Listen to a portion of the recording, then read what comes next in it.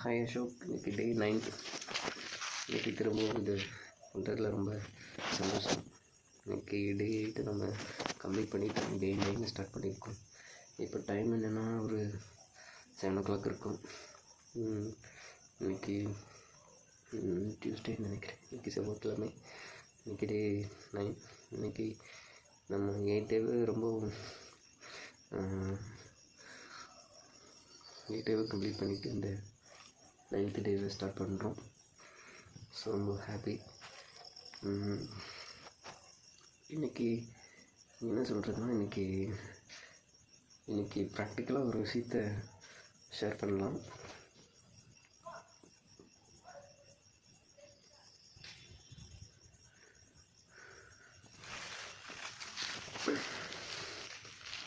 இன்றைக்கி ப்ராக்டிக்கலாக ஒரு விஷயத்தை நான் தெரிஞ்சுக்கிட்டேன். அதாவது நம்ம எதுக்காக ஒரு இம்பார்ட்டன்ஸ் கொடுக்குறோம் அப்படின்னா, கண்டிப்பாக இப்போ நம்ம டோட்டல் பாடியில் எதுக்கு நம்ம ரொம்ப முக்கியத்துவம் கொடுக்கறதுன்னு எடுத்துக்கிட்டால், இதுதான் அப்படின்னு தனித்து ஒரு விஷயத்துக்காக இம்பார்ட்டன்ஸ் கொடுக்கவே முடியாது. அதை இன்றைக்கி நான் நல்லாவே புரிஞ்சுக்கிட்டேன். ஸோ நம்ம உடம்புல எல்லாமே முக்கியமானதாக தானே இருக்குது. நான் எதை சொல்ல வரேன்னா, ஏர்லேருந்து கீழே பாதை வரைக்குமே, தலையிலிருந்து தலை முதல் பாதம் வரை எல்லாத்துக்குமே நம்ம ஈக்குவல் இம்பார்ட்டன்ஸ் கொடுக்க வேண்டியதாக இருக்குது. ஏன்னா இப்போ ஒரு நகம் அடிபட்டுருச்சுன்னா, நகத்துக்கு தானே அடிபட்டுருச்சுன்னு நம்ம ரொம்ப கேஷுவலாக இருந்துடவே முடியறதில்ல. நமக்கு டோட்டல் பாடியுமே வந்துட்டு அந்த வலியை அனுபவிக்கிறதில்ல. அதனால தான் எல்லாத்துக்குமே ஒரு இம்பார்ட்டன்ஸு, எல்லாத்துக்குமே அதற்கான முக்கியத்துவத்தை நம்ம கொடுக்க வேண்டிய சூழ்நிலை. ஸோ நம்மளுடைய இதை நான் ப்ராக்டிக்கலாக எதில் புரிஞ்சுக்கிட்டேன்னா, நம்ம ஒரு ஷெட்யூல் போட்டோன்னு சொன்னால அந்த ஷெட்யூலுடைய சரி இதுக்கு கொஞ்சம் இம்பார்ட்டன்ஸ் கொடுக்கலாம், இது கொஞ்சம் இன்றைக்கி அவாய்ட் பண்ணிடலாம் அப்படின்னு நான் யோசிக்கும்போது அப்போ தான் எனக்கு இது புரிஞ்சிச்சு. கீழே ஒரு கல்லில் பாதம் விரல் இடிச்சிடும் போது தான் தெரிஞ்சிச்சு. ஸோ கீழே கல்லில் பாதம் இடித்தது டோட்டல் பாடியுமே ஒரு மாதிரி எஃபெக்ட் பண்ணிடுச்சு.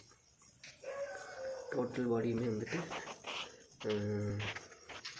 அந்த பெயினை ஒரு 5 seconds 5 minutes அப்படியே டோட்டலாக உணர ஆரம்பிச்சிருச்சு. எல்லாமே அப்படியே செயல் இழந்து விட்டது. ஒன்று கூட அதோட ப்ராப்பர் ஆக்டிங்கில், சரி காலோட விரலுக்கு தான் அடிபட்டுருச்சுன்ட்டு என்னோடய கை அது செய்ய வேண்டிய வேலையை செய்யலை. எல்லாமே என்னோடய கண் அந்த அடிப்பட்ட கால் மேலே ஃபோக்கஸ் பண்ண ஆரம்பிச்சிருச்சு. என்னோடய கைகளும் அதுக்கு உதவி பண்ண போயிடுச்சு. என்னோடய டோட்டலுமே அதுக்கு தான் எல்லாமே அதில் டைவர்ட் ஆகிடுச்சு. ஸோ அதாவது என்ன சொல்ல வரேன்னா, இதில் இதுதான் இம்பார்ட்டன்ஸ், இதுதான் அடிபட்டுருச்சு, இதை விட்டுட்டு நம்ம இதுக்கு இம்பார்ட்டன்ஸ் கொடுத்து இதை பண்ணலாம் அப்படிங்கிற மாதிரி இல்லை. எல்லாமே இம்பார்ட்டன்ஸாக தான் இருக்குது. சில நேரங்கள் இதுதான் பெருசுன்னு நம்ம நினச்சிட்டாலும், ஆனால் எல்லாமே ஈக்குவல் இம்பார்ட்டன்ஸில் தான், ஈக்குவலாக தான் இருக்குது. ஒன்று இல்லைன்னா ஒன்று இல்லைங்கிறது இன்றைக்கி ப்ராக்டிக்கலாகவே எனக்கு நல்லா புரிய ஆரம்பிச்சிருச்சு. அதுபோல் தான் நம்ம போட்டிருக்க இந்த ஷெட்யூலில் இதுதான் இம்பார்ட்டன் அப்படின்னு ஒதுக்க முடியாதுன்னு எனக்கு தோண ஆரம்பிச்சிச்சு. இதுதான் இம்பார்ட்டன், நம்ம இதுக்கு இம்பார்ட்டன்ட் கொடுத்து இதை பண்ணுவோம். இந்த ஷெட்யூலில் இன்றைக்கி நம்ம கொஞ்சம் ஃப்ரீயாக விட்டுருவோம், நாளைக்கு இதை நம்ம சேர்த்து பண்ணிடுவோம் அப்படின்னு விட முடியாது அப்படிங்கிறத புரிஞ்சுக்கிட்டேன். ஸோ எல்லாமே ஈக்குவலாக நம்ம அதை ப்ராப்பராக அதே மெயின்டெனன்ஸில் கொண்டு போனால் தான், என்ன பண்ணணுமோ அந்த ஷெட்யூல் படியே எல்லாத்தையும் ப்ராப்பராக பண்ணிக்கிட்டே போனால் தான் நாம் அந்த டோட்டல் பாடியும் எப்படி வந்துட்டு நம்ம மெயின்டைன் பண்ணணுமோ, அதுபோல் இந்த ஷெட்யூலையும் டோட்டலாகவே கவர் பண்ணி நம்ம ப்ராப்பராக மெயின்டைன் பண்ணிக்கிட்டே போகணுங்கிறது இன்றைக்கி நல்லாவே புரிய ஆரம்பிச்சிது. ப்ராக்டிக்கலாக ஒரு விஷயம் நமக்கு நடக்கும்போது தான் அதோட முக்கியத்துவம் எனக்கு புரிய ஆரம்பிக்குது. அண்ட் தென் நெக்ஸ்ட் என்னன்னா, இன்றைக்கி நிறைய சோர்வுகள்னால இதை ட்ராப் பண்ணலாம்னு நினைக்கும் போது தான் இந்த இன்சிடென்ட் நடக்கும் ப்ராக்டிக்கலாக எனக்கு புரிய ஆரம்பிச்சு. ஸோ நம்ம ஒரு ஸ்ட்ரகிள் வந்தாலும் இதை நம்ம ஸ்டாப் பண்ணக்கூடாது. இது நம்ம ஒரு 20 minutes தானே, நம்ம இதை இன்றைக்கி இந்த நேரத்தை பிரேக் பண்ணாமல் எந்த ஒரு ரீசனும் சொல்லாமல் இதை நம்ம வழக்கம் போலவே செய்யணும்னு தோணுச்சு. ஸோ இன்றைக்கி இந்த 9th டேவிலையும் நான் அதை தான் இன்றைக்கி ட்ரை பண்ணியிருக்கேன். இன்றைக்கி ஸோ 8th டே கம்ப்ளீட் பண்ணிட்டோம். ரொம்பவே ஹாப்பி தான். எனக்கே கொஞ்சம் சஸ்பென்ஸு சாரி வாயிலாம் வளர ஆரம்பிச்சிருச்சு. அதுக்கு எனக்கு கொஞ்சம் ஆச்சரியமாக இருக்குது. நான் வந்து ஒரு விஷயத்தை எடுத்து ரெகுலராக பண்ணணும்னு நினச்சி இன்றைக்கி ஒரு 9 நாட்களில் பண்ணியிருக்கேன். இன்றைக்கி 9வது நாள், அதை 1 வீக்கை நான் கம்ப்ளீட் பண்ணிட்டேங்கிறது ரொம்ப ஆச்சரியம். பண்ணுவோம், ஆனால் இடையில ஒரு நேரம் விட்டுட்டு அதையும் சேர்த்து அடுத்த நாள் தான் பண்ணுவோம். அந்த மாதிரியான ஒரு கேரக்டரில் இருந்தேன். ஆனால் இன்றைக்கி தான், இந்த இயரில் தான் நான் இந்த தீபாவளியிலேருந்து பிளான் பண்ண முடியும் ப்ராப்பராக பண்ணிவிட்டு இன்றைக்கி ஒரு 8 டே கம்ப்ளீட் பண்ணிவிட்டு இன்றைக்கி 9th டேக்குள்ளார என்ட்ரு ஆகுறேன். So I am very proud myself. And then next என்னென்னா, ஸோ எனக்கு இந்த 9th டே பெரிய கான்ஃபிடென்ட்டை கொடுத்துருக்கு. ஸோ நம்மளால் முடியுங்கிறத நம்ம இவ்வளோ நாள் தெரிஞ்சுக்காமே இருந்திருக்கோம் அப்படிங்கிறது இன்றைக்கி புரிய ஆரம்பிச்சிருக்கு. ஸோ இது ஒரு சின்ன விஷயம், இதனால் பிரயோஜனம் இல்லை. இது ஒரு ப்ராக்டிஸ்க்காக பண்ணுறோம். இந்த ப்ராக்டிஸு நம்ம 8th டே ஒரு 1 வீக்கு கடந்து 1 டே 9th டே நம்ம என்ட்ரு ஆகிறோன்னா நமக்கு எல்லாமே எவ்ரிதிங் இஸ் பாசிபிள் அப்படிங்கிறது நல்லாவே புரிய ஆரம்பிச்சிருச்சு, புரிஞ்சுது. ஸோ இது போல் தான் நம்மளை தான் சிலதை அவாய்ட் பண்ணிக்கிறோம் போல இருக்குது, முடியலை, இல்லை இதுக்கான முக்கியத்துவத்தை கொடுக்காம விட்டுறோம் போல இருக்குது. எல்லாமே நம்மளால் இயல்பாகவே செய்ய முடிகிற இந்த விஷயத்தை நாம் தான் ரொம்ப விட்டுறோம் அப்படிங்கிறது நல்லாவே புரிய ஆரம்பிச்சிருக்கு இன்றைக்கி. ஸோ இன்றைக்கி இந்த 9th டேலேருந்து எனக்கு இதுதான் இன்றைக்கி இந்த டைரியில் நோட் பண்ணி நினச்சது இதுதான். அதனால் இயல்பாக செய்ய முடிகிற விஷயம் தான் நமக்கு சக்ஸஸை கொண்டு போகுது. அந்த இயல்பாக செய்ய முடிகிற விஷயத்தை தான் நம்ம இன்வால்மெண்ட்டோடு கொஞ்சம் செய்யணும், அதை ரெகுலராக செய்யணும். ஸோ அது ஒரு ப்ராக்டிஸாக நமக்குள்ளே கன்வெர்ட் பண்ணி நம்ம அதை தொடர்ச்சியாக கன்சிஸ்டன்சியாக செய்ய பழகிக்கும்போது அதோட ரிசல்ட்டு தான் நமக்கு வந்துட்டு விக்டரியாக மாறுது அப்படிங்கிறது புரியுது. ஸோ சக்ஸஸுக்கான அந்த டெஃபினிஷன் இதுதான் போல இருக்குது. இப்போது ஒரு உதாரணத்துக்கு ஒரு 5 இயர்ஸ் ஒருத்தர் ஒரு விஷயத்தை பற்றி, இப்போ காலேஜெல்லாம் பிஹெச்டி பண்ணுறாங்க, டாக்டரேட் வாங்குறாங்க, இல்லை சயின்டிஸ்ட் ஆகுறாங்க அப்படின்னா அவங்க தொடர்ச்சி அதை பற்றின ஒரு ஃபோக்கஸ்டாக பண்ணிக்கிட்டே இருக்கவும் தான் அதில் ஒரு எக்ஸ்பர்ட் ஆகுறாங்க. ஸோ அதில் அவங்க ரொம்பவும் முனைப்போட இன்வால்மெண்ட், ரொம்ப இன்ட்ரெஸ்டோடு அதை செய்கிறதுனால தான் அவங்களுக்கு அதில் புரிகிற சில விஷயங்கள், அதில் எது பிரேக் பண்ணால் எது சக்ஸஸுக்கு கொண்டு போகுது, எதை நம்ம தெரிஞ்சிக்க வேண்டியது என்ன, மற்றவங்களுக்கு தெரியாது என்னங்கிறதே புரிய வருது. ஸோ அவங்க அதில் ரொம்ப தொடர்ச்சியாக அதை பண்ணிக்கிட்டே இருக்கவும் அது எல்லாருக்கும் தெரிஞ்ச ஒரு விஷயம், எல்லாருக்கும் தெரியாத ஒரு விஷயத்தை அவங்களுக்கு புதிதாக அவங்களுக்கு தெரிய வருது. த்ரோட் வந்து கொஞ்சம் இதாக இருக்கிறதுனால கொஞ்சம் வாய்ஸ் ஸ்ட்ரகிள் ஆகுது, மற்றபடி நல்ல ஷோ. ஸோ நானும் அதுபோல் தான் இந்த 9th டேயில் நல்லாவே புரிஞ்ச விஷயம் என்னென்னா, நாம் தொடர்ச்சியாக நமக்கு பிடிச்ச ஒரு விஷயத்தை தொடர்ச்சியாக நம்ம செஞ்சுக்கிட்டே இருந்தோம். அதுதான் அதோடைய அந்த ஃபைனலாக நம்ம அந்த டேவை கம்ப்ளீட் பண்ணும்போது, நான் இந்த 1 இயரை கம்ப்ளீட் பண்ணும்போது ஒரு அளவுக்கு அதிகமான இந்த 9 டே கம்ப்ளீட் பண்ணும்போது எனக்கு ஒரு பெரிய ஒரு விஷயத்தை செஞ்சது போல் ஒரு சந்தோஷம் இருக்குது. அப்போ நான் ஒரு 1 இயர் இதை கம்ப்ளீட் பண்ணிட்டேன்னா, நினச்சது போலவே இதை கம்ப்ளீட் பண்ணிட்டேன்னா அப்போ அது எப்படி இருக்கும்னு நினச்சி பார்த்தா ரொம்பவே ஆச்சரியமாக இருக்குது. ரொம்பவே இதோட பழக்கம் ரொம்பவே பெரிய ஒரு ரிசல்ட்டை கொடுக்குங்கிறது எந்த ஒரு மாற்று கருத்து இல்லைன்னு தோணுது. ஸோ நமக்கு பிடிச்சதை, நம்ம வெற்றிக்கான வழியை இதுதான் அப்படின்னு தெரிகிற அந்த விஷயத்தை நம்ம தொடர்ச்சியாக செஞ்சோம் அப்படின்னா அதுதான் நம்ம வெற்றியை கொண்டு தீர்மானிக்குது. ஸோ வெற்றியும் தோல்வியும் நம்மகிட்ட தான் இருந்து பிறக்குது. நம்ம போய் இவங்க தான் இந்த சக்ஸஸ் காரணம் காட்டாமல் தீதும் நன்றும் பிறத்தர வாராங்கிற மாதிரி. ஸோ சக்ஸஸும் ஃபெயிலியரும் நம்ம கையில் தான் இருக்குது, நம்ம செய்கிற செயலில் தான் இருக்குதுன்னு எனக்கு நல்லாவே புரியுது.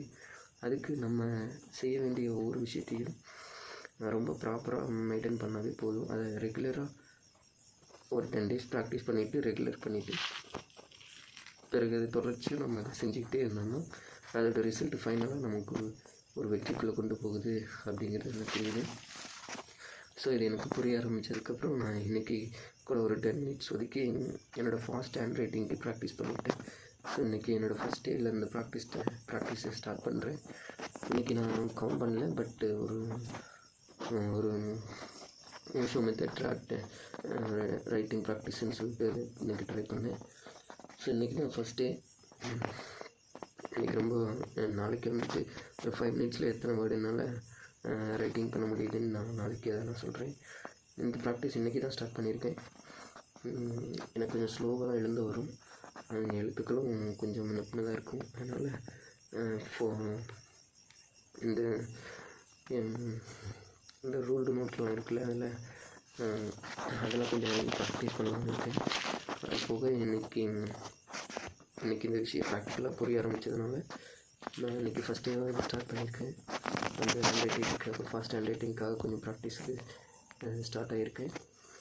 என்னோடய 10வது நாளில் நான் எத்தனை வார்த்தைகள் எழுதுகிறேன் அப்படின்னு டைமிங் கவுண்ட் வச்சு நான் கண்டிப்பாக ப்ராக்டிஸ் பண்ணுவேன்.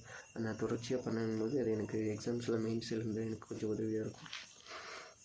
ஸோ ப்ரிலிம்ஸுக்கும் அது போல் தான் தொடர்ச்சியாக நம்ம ஒரு ஷெட்யூல் பண்ணியிருக்கோமோ, அந்த ஷெட்யூல் படி நான் கொஞ்சம் என்னை ப்ராப்பராக மூவ் பண்ண முயற்சி பண்ணிகிட்ருக்கேன். இந்த 9th டே நான் கம்ப்ளீட் பண்ண போகிற இந்த தருணம் எனக்கு ரொம்பவே மகிழ்ச்சியை கொடுக்குது. ஒரு நேரமும் இன்றைக்கும் இந்த ஒரு 20 நிமிஷத்தை நம்ம ஒரு மெமரிஸாக நம்ம பண்ணியிருக்கோங்கிறது தான் ரொம்ப ஆச்சரியம். ஸோ இன்றைக்கி கிடைச்ச இந்த 24 ஹவர்ஸில் நான் மேக்ஸிமம் ஒரு 10 ஹவர்ஸ் வந்துட்டு தூங்கி கழிச்சிட்டேன். ரொம்ப டயர்ட்னால தூங்கிட்டேன். பிறகு கிடைச்ச இந்த 14 மணி நேரத்தில் நான் என்னெல்லாம் பண்ணேன்னா, திரும்ப தூங்க போகிறதுக்குள்ளே என்னெல்லாம் பண்ண போகிறேன், என்னோடய ஃப்யூச்சருக்காக நான் என்ன பண்ண போகிறேன்.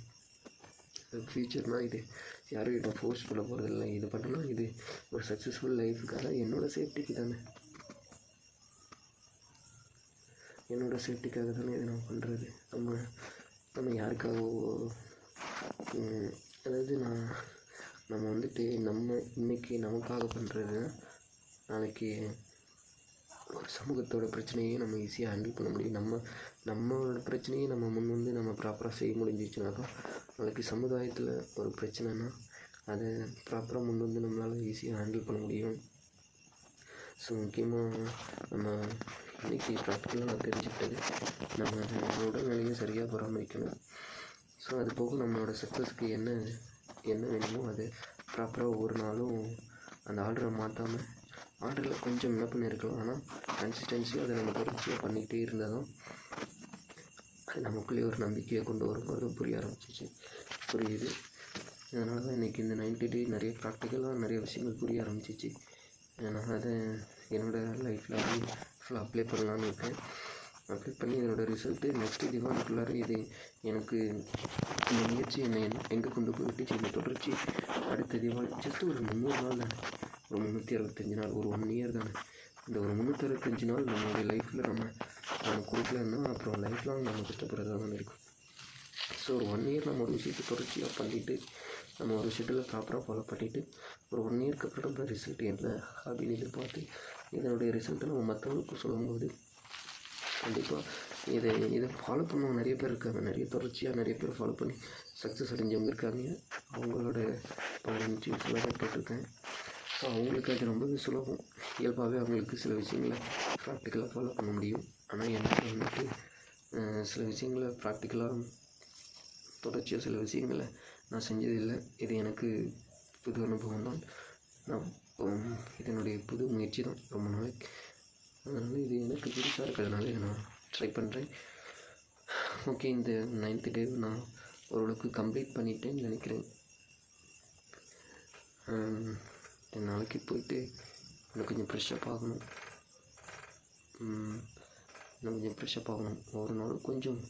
ஒவ்வொரு நாளுக்கு ஒவ்வொரு டஃப் இருந்துட்டு தான் இருக்குது. ஆனால் அதெல்லாம் நம்ம ஈஸியாக ஹேண்டில் பண்ணுற அந்த ஒரு மென்டாலிட்டி வந்துட்டு ஆட்டோமேட்டிக்காக எனக்குள்ள கொஞ்சம் க்ரியேட் ஆகுதுன்னு நான் ஃபீல் ஆகுறேன். நேற்று என்னால் கொஞ்சம் முடியுதுன்னா இன்றைக்கி அதை இன்னும் கொஞ்சம் எக்ஸ்ட்ரா எஃபர்ட் போடவும் செய்யவும் எனக்கு சின்னதாக ஒரு கான்ஃபிடென்ட் க்ரியேட் ஆகிறது என்னால் ஃபீல் பண்ண முடியுது. ஸோ நம்ம ஏதோ ஒரு 20 மினிட்ஸ் ரொம்ப நம்ம செஞ்சுருப்போம். அதுக்குள்ளே நம்ம நம்பி நம்மளால் செய்ய முடியும் அப்படின்னு எனக்கு நல்லா தெரியுது. இன்றைக்கி தமிழ் முடிஞ்சு 9th டே. ஆனால் இன்னப்பும் அந்த வெடி சத்தங்கள் எனக்கு கேட்குது. கண்டிப்பாக இந்த பதிவுலேயும் உங்களுக்கும் அந்த சத்தங்கள் கேட்க வாய்ப்பு இருக்குது. ஸோ மீண்டும் அந்த பட்டாசு வெடிக்கிறாங்களா இன்னும். ஸோ சந்தோஷம். நிறைய விஷயங்கள வந்து நமக்கு தேவையில்லாதது. தினமும் இந்த கடலில் பயணம் செய்கிற மாலுமிகள் வந்துட்டு புயல் நேரத்தில் தேவையில்லாததை கடலில் தூக்கி போட்டுருவாங்க. சில நேரங்களில் உயிர் தப்பிக்கிறதுக்காக உணவையே வந்துட்டு தூக்கி போகிற சூழ்நிலைகள் வரும் அப்படின்னு கேள்விப்பட்டிருக்கேன், படிச்சிருக்கேன். அதுபோல் தான் நமக்கும் ரொம்ப மெயினான சில விஷயங்கள் இருக்கும். இப்போ எனக்கு இந்த மெயினான விஷயம் இந்த பரீட்சையை நான் பண்ணணும், படிக்கணும். இந்த 1 இயருக்கு பெரிய ஒரு